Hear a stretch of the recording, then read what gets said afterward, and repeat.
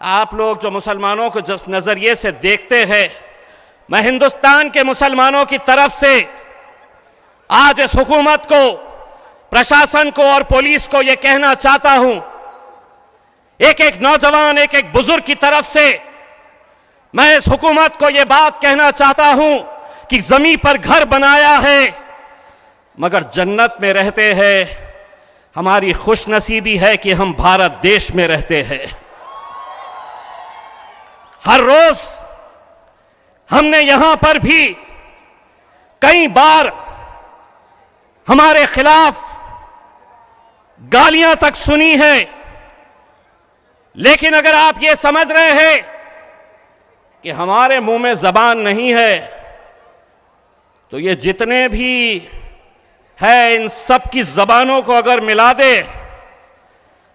हम तो जबान और पाए खाने वालों में से है मेरे भाई।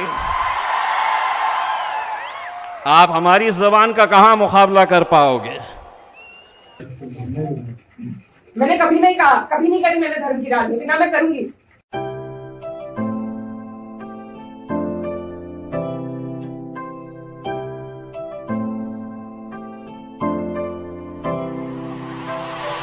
कि मेरे लिए सबसे बड़ी उपलब्धि है कि मुझे सबने वोट दिया, सबने अपना आशीर्वाद दिया, अपनी बेटी माना, अपनी बहन माना, और आप सभी मेरी हिम्मत हो। आज अगर इस तरीके की बातें हमारे क्षेत्र से उठेंगी तो मुझे बहुत तकलीफ हुई, शर्म आई मुझे कि मेरे अपने जो मेरे मामा है, नाना है, भाई हैं, आज उनके बीच में ऐसी बात हो रही है। और ये सिर्फ मुझे गाली नहीं है, मेरे इलाके की, मेरे समाज की, मेरे इस इलाके की जितनी भी बेटियां हैं जो मुझे यहाँ आके कहती थी कि दीदी हम भी आपकी तरह आगे बढ़ेंगे, हम भी आगे निकलेंगे, उन सब के कदम इससे डगमगाएंगे। और मुझे ये बात बर्दाश्त नहीं। मेरे पे तरह तरह के सवाल उठाए जा रहे हैं। मैंने कभी धर्म की राजनीति नहीं करी, कभी जात बिरादरी की भी नहीं राजनीति करी। मेरे लिए सब मेरे अपने हैं। जहां जिसे मेरी जिस वक्त समस्या होगी, जिस वक्त मेरी जरूरत होगी, मैं वहां पहुंचूंगी। फिर कोई आपके इलाके से कोई लड़की अगर हौसला कर रही है, आगे बढ़ रही है, तो क्या उसे गालियां मिलनी चाहिए? क्या मैं आपके समाज की बेटी नहीं हूं? ऐसी ऐसी बातें रोज देख देख कर कि इन्होंने तो धर्म बदल लिया था, ये तो सब हमारे इतिहास का हिस्सा है। इसका जवाब मैं दे सकती हूँ या कोई और दे सकता है क्या? मुझे किसी ने कहा कि अपने पिता की तरह कभी कभी खनक आती है आवाज में, तो मैं वो बात बदल नहीं सकती। मेरे खून में शामिल है, बिरादरी भी खून में शामिल है। निकाल लो, आप निकाल लो मेरा खून, लेकिन इस तरीके से ना तो मेरे समाज का ना मेरा सर इस तरीके से ना झुकाओ सारी दुनिया के सामने। मेरी आप सबसे अपील है हाथ जोड़ के। मैंने कभी नहीं कहा, कभी नहीं करी मैंने धर्म की राजनीति, ना मैं करूंगी। बहुत आसान है अगर मैं सिर्फ मुसलमानों की बात करूं, बहुत आसान है, मुझे कहीं भी नहीं जाना। हिंदू मुस्लिम सब कर रहे हैं, बहुत आसान है, लेकिन मैं करना नहीं चाहती। आप सब मेरे अपने हो और मैं करूंगी भी नहीं। कोई कितना ही धकियाए, ये मेरी कसौटी है और पूरे 4-5 साल जो भी मेरा टाइम बचा उस पर मैं खरी उतरूंगी। और सिर्फ अपने लालच की, सिर्फ अपने लालच की राजनीति में जो लोग इस तरीके से समाज को तोड़ रहे हैं, तो वो पहले मेरे पत्थर मारे, मुझे गाली दे, मैं सबसे आगे रहूंगी, लेकिन मैं इस काम से हटूंगी नहीं। आप सब मेरे अपने हो, मैं किसी को नहीं छोड़ूंगी। लेकिन फिलहाल जिस पे उंगली उठाई कि इस बच्चे ने ये करा, क्या वो बच्चा जेल नहीं गया? उसके गार्जियन भी गए। अगर मैंने हिमायत करी, आप मेरे 10 जूते उठा के मारो। उसी दिन वो लोग जेल गए, उनके गार्जियन जेल गए। और अगर और भी कोई होता, कोई भी हो, मुस्लिम हो, मेरे परिवार का हो, मेरा सगा हो, कोई ऐसी हरकत करेगा तो उसे सजा मिलनी चाहिए और कड़ी से कड़ी सजा मिलनी चाहिए। ये प्रशासन आपके बीच में है, आप इनसे पूछ सकते हो। अगर अपने हिमायत में किसी से भी फोन कराओ कि नहीं उन्हें छोड़ दो, वो मुसलमान है। लेकिन मुझे इतना अफसोस हुआ कि इस तरीके से यहाँ पर एक विवाद फैलाया गया और उन लोगों को बढ़ोतरी हमारे ही लोग दे रहे हैं। ये राजनीति का तरीका नहीं है। आप आलोचना करो, आप मेरे काम की निंदा करो, लेकिन एक तरीका है, हमें राजनीति का स्तर घटाना नहीं है, बढ़ाना है। मैं जहां जाती हूँ मुझे बहुत फक्र होता है, लेकिन 10 दिन से मेरा मनोबल इतना कम हुआ कि मेरे ही इलाके के लोग इस तरीके से गाली गलौज करके अगर उदाहरण पेश करेंगे तो कहीं ना कहीं जवाब दे तो मैं भी हूं उसकी, आप भी हैं, मैं भी हूं। ये समाज को तोड़ रहे हैं आपको और हमें। मेरी आपसे विनती है, मेरी गलती जहां हो, मैं आपके बीच में आई हूँ पूछने के लिए।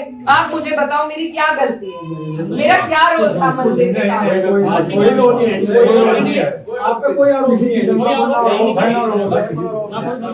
है, आपकी कोई गलती कुछ भी नहीं है, आप पे कोई आरोप है। कोई आदमी देखो बड़ा है कुछ एक बात बोलता प्रोग्राम में चाहिए, ये जो लोग गाड़ी देने वाले हैं वो वीडियो कटिंग है, वो हमारे गांव का वीडियो नहीं है, वो लोग हमारे गांव के बिल्कुल नहीं है।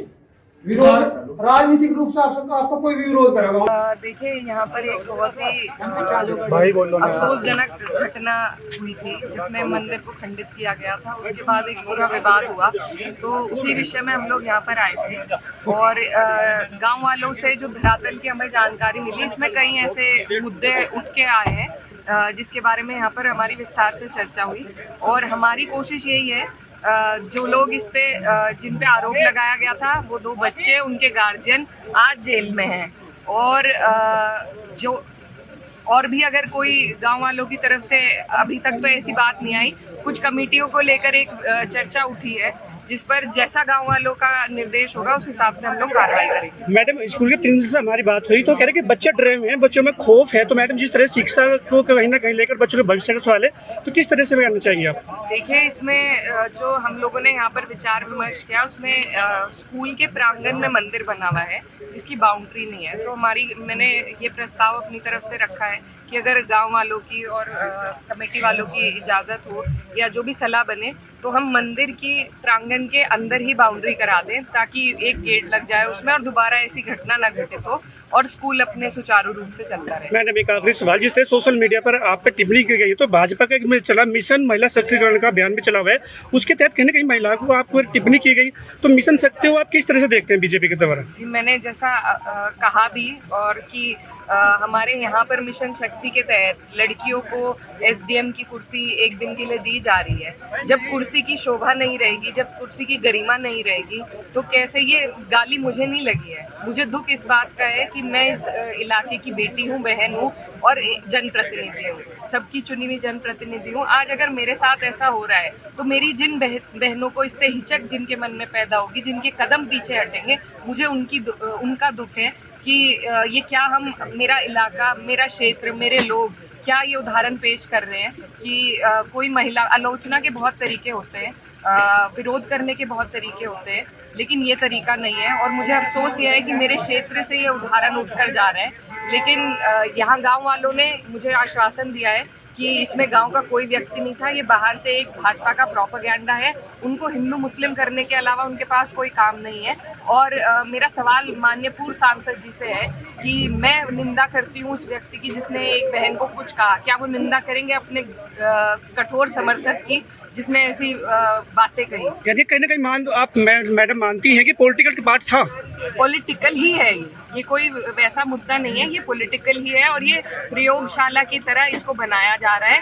और मेरा सवाल है माननीय पूर्व सांसद जी से कि क्या वो अपने समर्थक की निंदा करेंगे, उसको समझाएंगे, उसको रोकेंगे, क्योंकि ये उसका पहला वाक्य नहीं है।